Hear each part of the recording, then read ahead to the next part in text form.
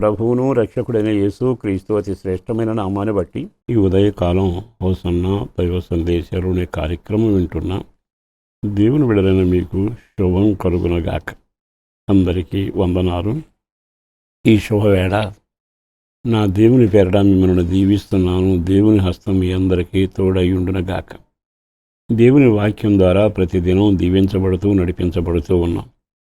ఓ చక్కని వాక్యాన్ని జ్ఞాపకం చేస్తాను. అదేమిటంటే, మన జీవితపు అనుభవాలలో మనకి డబ్బు అవసరం, బలగం అవసరం, తెలివి అవసరం, కాపుదల అవసరం, ఎన్ని అవసరమే.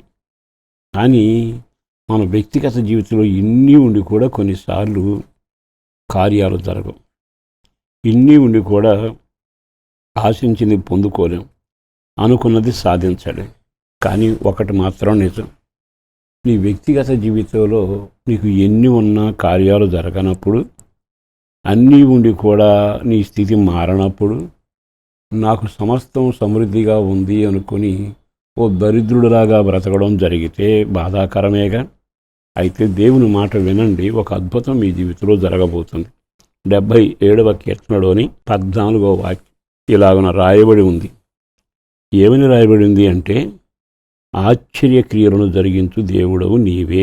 ఆశ్చర్యక్రియలను జరిగించు దేవుడవు నీవే. ఈ కీర్తనాకాడు అంటాడు కదా, నేను ఆరాధన చేస్తున్న దేవుడు ఆశ్చర్యకార్యాలు జరిగించగలిగినవాడు.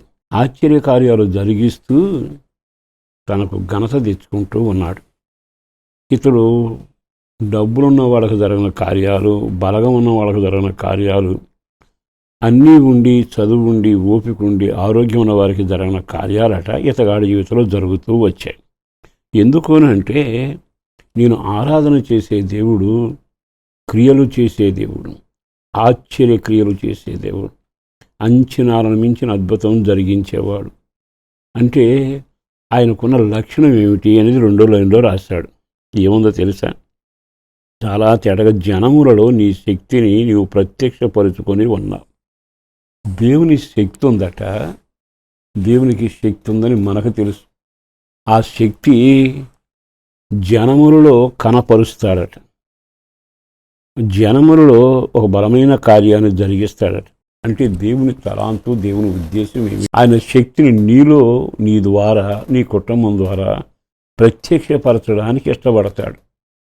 దాని అర్థం ఒక్కసారి ఆగి ఆలకిస్తే, మనం చాలాసార్లు ఎంత శక్తి కలిగిన దేవుని క్రియలు కానీ, కృప కానీ మన ద్వారా వెళ్ళనివ్వకుండా మనమే తలుపులు వేస్తూ ఉన్నాం. నరుడు దేవుని దగ్గరికి వెళ్ళి ప్రార్థన చేసేది ఎందుకు అంటే, దీవెనలు మాత్రమే కాదు. ఆయన ఆలోచన అంటాడు, నేను ఆశ్చర్యకార్యాలు జరిగించేవాడని. ఆ ఆశ్చర్యకార్యాలు మీ ద్వారా జరగాలి. అందుకని మనం ఎప్పుడైతే దేవుని వశమవుతామో, ఎప్పుడైతే దేవునికి అప్పగించుకుంటామో, ఆయన క్రియలు మన ద్వారా లోకానికి కనపరుస్తాడు. ఇశ్రాయేలు జనాంగం పెడుతున్నారు, ఎర్ర సముద్రం ఎదురుగా వచ్చింది. కుంగిపోయారు, ఏడ్చారు, అయిపోయింది అనుకున్నారు.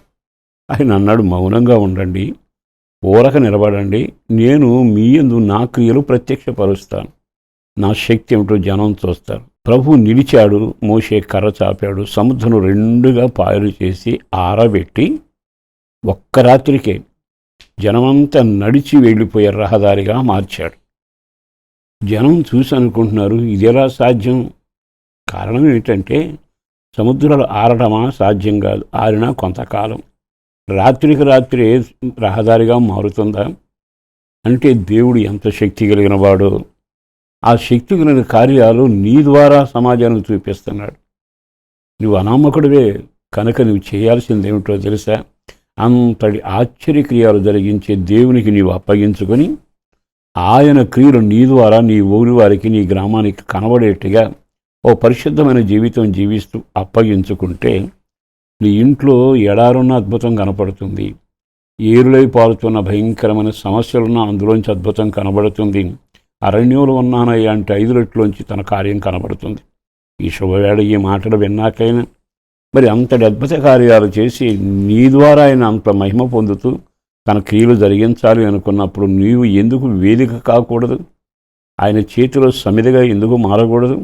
ఆయనకు నువ్వు ఎందుకు పూర్ణంగా అప్పగించుకోకూడదు? ఆ పని ఇప్పుడే మొదలుపెట్టు. ఈ రోజు నుంచి నీ చరిత్రలో దేవుని కార్యాలు చూస్తా. పరిశుద్ధులను ప్రేమమడిన ప్రభు వందనాలయ. అపారమైన నీ ప్రేమను బట్టి ధన్యవాదాలు. చేసిన మేలుల కొరకు, చేయబోతున్న కార్యాల కొరకు వందనాలు. కృప కలుగునగా.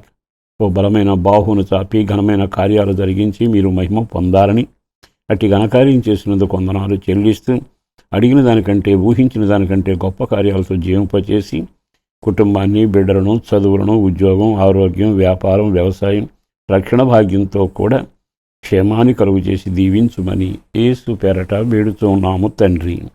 ఆమేన్.